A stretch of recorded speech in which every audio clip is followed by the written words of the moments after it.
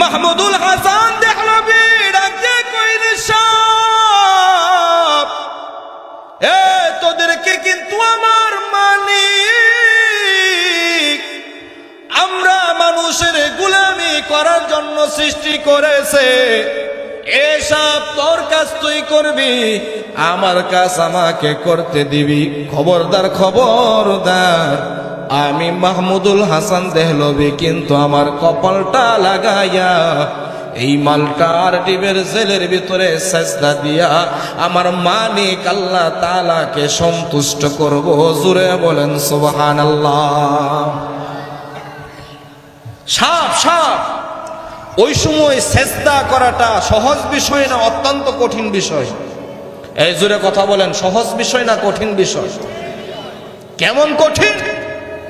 যে বাঁচা মরার একটা লড়াই, কথা কোন কথা ঠিক কি ঠিক না?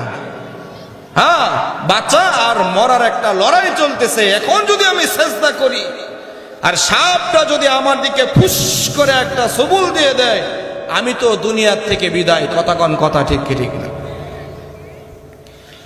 কিন্তু আল্লামা মাহমুদুল হাসান দেহলভী রাহমাতুল্লাহি আলাইহি সাপকে ডাক দিয়ে কয়, দুনিয়া খুলিকাত লাকুম ওয়া আনতুম খুলিকতুল লিল আখিরাহ। আল্লাহ আমাকে আল্লাহর গোলামি করার জন্য সৃষ্টি করছে, আর তোদেরকে আমাদের গোলামি করার জন্য সৃষ্টি করছে। যারা আল্লাহর গোলামি করে বিষধর সাপের কাছে ওই বান্দাগুলো নিরাপদ, জঙ্গলের হিংস্র প্রাণী বাঘ ভাল্লুক সিংহর কাছেও এই বান্দাগুলো নিরাপদ। এই বান্দাদের উপর বাঘ ভাল্লুক কেউ আক্রমণ করে না। পা দুইটা উঠাইয়া সাইলেন্ডার করে হুজুর যাহা ইচ্ছা তাহা করেন, কোনো ক্ষতি নাই, আপনাদেরকে পাহারা দিব। কথা কোন কথা ঠিক কি ঠিক না? নবীর সাহাবী হযরত সাফিনা রাদিয়াল্লাহু তাআলা আনহু পানিপথ পাড়ি দিয়া আটলান্টিক সাগর মহাসাগর পাড়ি দিয়া ওই জঙ্গল এলাকা, ওই আফ্রিকার জঙ্গলের দিকে দাওয়াতের জন্য রওনা হয়ে গেছে। হযরত সাফিনা রাদিয়াল্লাহু তাআলা আনহু সাহাবীদের একটা দল নিয়ে একটা টিম লইয়া আফ্রিকার দিকে দাওয়াতের জন্য চলে আসছে। নবী বিদায় ভাষণের একটি বক্তব্য দিছে, যার গোড়া যেদিকে সে যাবা সেদিকে বলেন সুবহানাল্লাহ, যার সোয়ারি যেদিকে সে যাবা ওদিকে। দুনিয়ার দান্দাই না, দিন প্রতিষ্ঠা করার জন্য আমি নবী আর আল্লাহর পক্ষের কথাগুলো পৌঁছানোর জন্য। জোরে বলেন সুবহানাল্লাহ। হযরত সাফিনা রাদিয়াল্লাহু তাআলা আনহুর নেতৃত্বে সাহাবায়ে কেরাম চলতেছে পাহাড় পর্বত পাড়ি দিয়া হযরত সাফিনা রাদিয়াল্লাহু তাআলা আনহু এবার যখন জঙ্গলে আফ্রিকার জঙ্গলের কাছে আসতেছে, সন্ধ্যা ঘনিয়ে আসতেছে, রাত্র হয়ে যাইতেছে।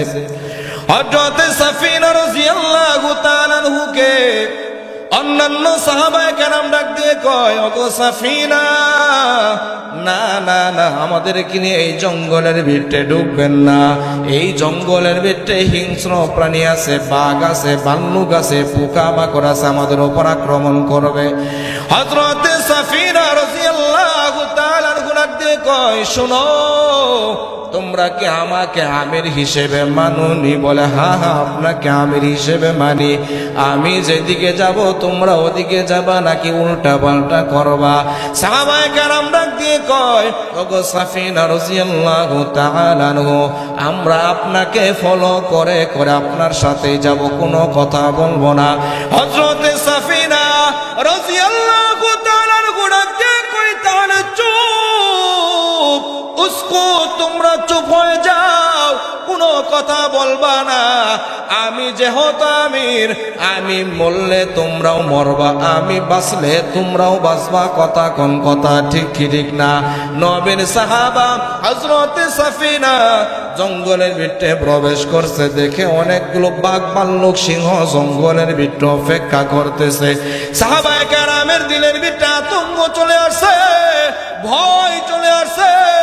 সাহাবায়ে কেরামদেরকে হযরতে সাফিনা সান্ত্বনা দেয়, তোমরা কোনো ভয় করবা না, কারণ আদ-দুনিয়া খুলিকাত লাকুম ওয়া আনতুম খুলিকতুল লিল আখিরাহ। মুসলমানের আওয়াজে আওয়াজ দিয়ে বলেন সুবহানাল্লাহ। এই কি আওয়াজ? জোরে বলেন সুবহানাল্লাহ। হযরতে সাফিনা রাদিয়াল্লাহু তাআলা আনহু বুঝানোর জন্য বলতেছি, যারা আল্লাহর জন্য হয়ে যাইবে আল্লাহ তাআলা পৃথিবীর সবকিছু তাদের অধীনে করে দিবে। আমি আল্লাহর হতে পারি নাই, আপনারাও আল্লাহর হইতে পারেন নাই। এই জন্যই দুনিয়ার বাঘ ভাল্লুক কথা শুনবে তো দূরের কথা, ঘরের বউই কথা শুনে না, কথা কয় না। কথা কন না কে? সত্য কি সত্য না? বাঘ ভাল্লুক কথা শুনবে তো দূরের কথা, যেই বউরে সারাদিন এত কষ্ট করে কামাই করে এত কিছু দেন, জামা কাপড় লঙ্গি পায়জামা, কথা কন কথা ঠিক কি ঠিক না, এই বউই কথা শুনে না, কথা কন কথা ঠিক কি ঠিক না? কথা সত্য কি সত্য না? কেন কথা শুনে না? কারণ আপনি আপনার বউ আপনার কথা তখনই শুনতো যদি আপনি আল্লাহর কথা শুনতেন। আল্লাহ আপনাকে ফজরে ডাক দেয়, আসসালাতু খায়রুম মিনান নাওম, ঘুমের থেকে নামাজ ভালো, কিন্তু আপনি ডাক দিয়ে কোন না না না, নামাজের থেকে ঘুম ভালো। কথা কোন কথা ঠিক কি ঠিক না? আজান শুনে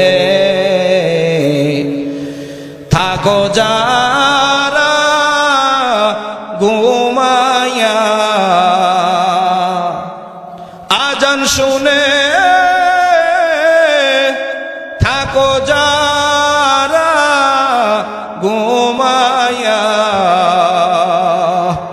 তাদের জন্যে কান্দেন নবী মদিনায়, তাদের জন্যে কান্দেন নবী মদিনায়। আজান শুনে থাকো যারা ঘুমায়া, আজান শুনে থাকো যারা ঘুমায়া, তাদের জন্যে কান্দেন নবী মদিনায়, তাদের জন্যে কান্দেন নবী মদিনায়। এই জন্য মুসলমান ইমানদার আল্লাহর গোলাম যারা আমার মালিক, আসমান জমিনের মালিক, আল্লাহ তাআলার কথা শুনবে, হুকুম মানবে, এই বান্দার অধীনে দুনিয়ার সবকিছু করে দিবে। হযরতে সাফিনা সাহাবায়ে কেরামদেরকে ডাক দেয়, কই কোনো চিন্তা করবা না, কোনো টেনশন করবা না, আমরা আল্লাহ তাআলার আশিক মাহবুব পিয়ারা বান্দা। কথা কোন কথা ঠিক কি ঠিক না? তোমরা কোনো চিন্তা করবা না, তোমরা কোনো ভয় করবা না।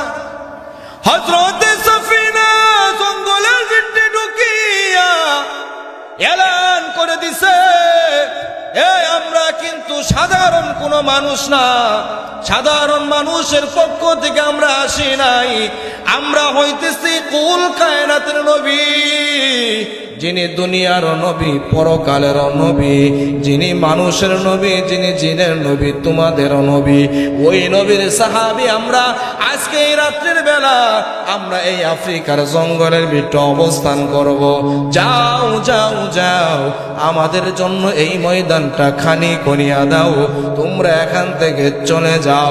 কিতাবের ভিতরে উল্লেখ করা হয়, হযরতে সাফিনা রাদিয়াল্লাহু তাআলা আনহু এই কথাটা যখন বলে দিছে, সমস্ত হিংস্র প্রাণীগুলো হযরতে সাফিনা রাদিয়াল্লাহু তাআলা আনহুর কথাগুলো শ্রবণ করিয়া মাথাটা নত করিয়া, মাথাটা এইভাবে নাড়াচাড়া করিয়া